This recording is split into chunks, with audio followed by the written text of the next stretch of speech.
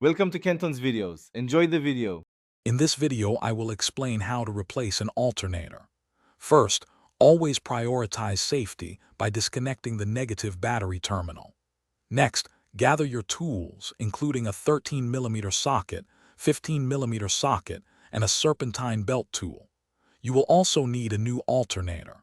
Finally, make sure your vehicle is securely raised and supported on jack stands before you begin any work underneath.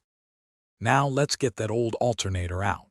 Use your serpentine belt tool to relieve tension on the belt, then carefully slip it off the alternator pulley. Next, disconnect the main power cable, usually held by a 13mm nut, and unplug the electrical connector. There are typically three 15mm mounting bolts holding the alternator in place. Remove these. With the bolts out, you can now carefully maneuver the old alternator from its position. With the old one out, it's time for the new alternator. Carefully position the new unit into its mounting bracket.